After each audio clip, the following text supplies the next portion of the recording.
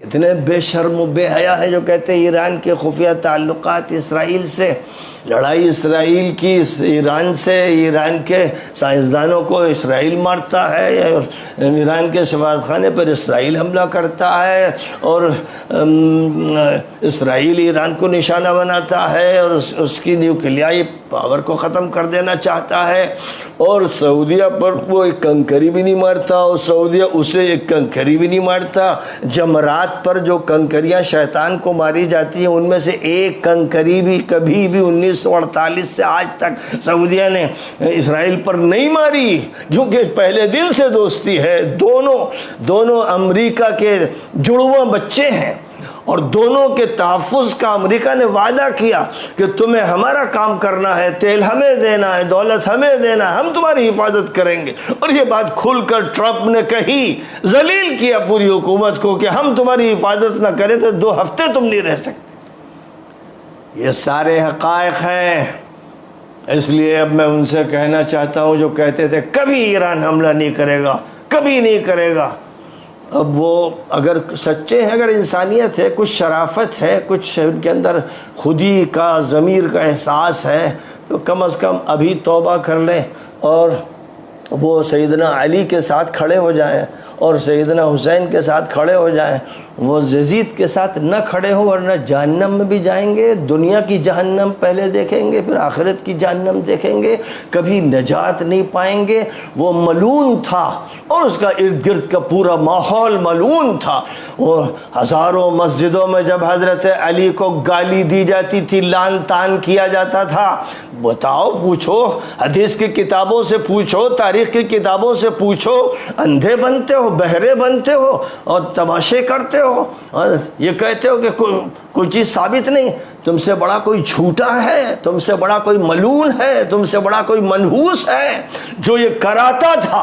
پہلے لڑا، وہ صحابہ کو قتل کیا، تابعین کو قتل کیا، ان کی گردنیں کاٹ دی، ہاتھ پیر کاٹ دیے، پھر گالیاں بکتا رہا، ان کو مسجدوں میں گالیاں دلواتا رہا۔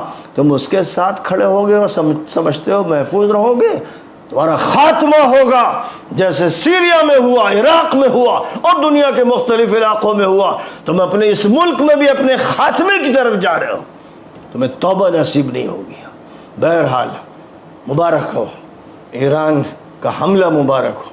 اور اگر کوئی یہ سوچتا ہے کہ ایران تو اپنے ہی کو تباہ کرے گا، اس پر حملہ ہوگا، تو ان سے یہ کہوں گا کہ نبی پاک علیہ السلام احد کے لیے نکلے، 1000 صحابہ نکلے، 300 نے بغاوت کی اور راستے سے عبداللہ ابن ابی کے نعرے کی بنیاد پر وہ بھاگ کھڑے ہوئے، نبی کو چھوڑ دیا، اور پھر 700 رہ گئے، مقابلہ کیا، اور پھر حضرت حمزہ سید الشہداء وہ وہیں شہید ہوئے، مصعب بن عمیر شہید ہوئے، انس ابن النضر شہید ہوئے، 70 مسلمان شہید ہوئے۔ نبی پاک علیہ السلام کے بارے میں شہرت دے دی گئی کہ آپ بھی شہید ہوئے، اور آپ کو ڈھیلا مارا گیا، دانت کی کرچیں ٹوٹ گئیں، آپ کے خود پر وار کیا گیا، خود کی کڑیاں چہرے میں داخل ہو گئیں، خون کے فوارے چھوٹ گئے۔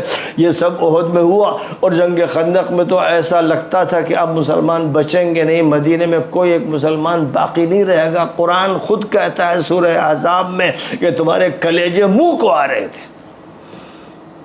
مقابلہ اسے کہتے ہیں۔ اس مقابلے میں بھی جس شخص کو یہ سمجھا جاتا تھا کہ وہ 1000 پہلوانوں کے برابر ہے، عمرو ابن عبد ود، اس سے جب مقابلے کے لیے نبی نے کہا کہ بھئی کون کھڑا ہوتا ہے، کوئی کھڑا نہیں ہو رہا ہے، سناٹا چھایا ہوا تھا۔ جو بھی تھے صحابہ کرام تھے، بڑے بڑے جیالے، لیکن سب پر سناٹا چھایا ہوا تھا۔ ایک علی کھڑے ہوتے تھے، حضور پھر کہتے تھے، پھر علی کھڑے ہوتے تھے۔ حضور سوچتے تھے کہ یہ بھی جوان ہے اور وہ بہت ہی تجربے کار اور بڑا خطرناک انسان ہے۔ بہرحال کیونکہ صرف علی کھڑے ہوئے اور بار بار کھڑے ہوئے، تو حضور نے فرمایا جاؤ اور دعا فرمائے کہ اللہ علی کو فتح عطا فرما۔ علی نے عمرو ابن عبد ود کے 2 ٹکڑے کر دیے۔ یہ علی کو اللہ نے مقام دیا تھا، خصوصی مقام تھا، جیسے ان کو وہ مقام دیا کہ نبی پاک علیہ السلام کے لیے وہ ایسے تھے جیسے حضرت ہارون حضرت موسیٰ کے لیے تھے، اور وہ جیسے نبی پوری امت کے مولا ہے، ولی ہے، مولانا ہے، ویسے علی کے بارے میں فرمایا کہ میں جس کا ولی ہوں علی اس کے ولی ہے۔ اور یہ فرمایا کہ دو بھاری ذمہ داریاں تم میں چھوڑ کے جا رہا ہوں، ان کو تھامو گے تو نجات پاؤ گے اور عذاب سے بچو گے۔ ایک اللہ کی کتاب ہے، دوسرے میرے اہل بیت۔ تو جن ناصبیوں، مجرموں نے، منحوسوں نے ان حدیثوں کو چھپایا، ان حدیثوں کو بیان نہیں کیا اور تعویل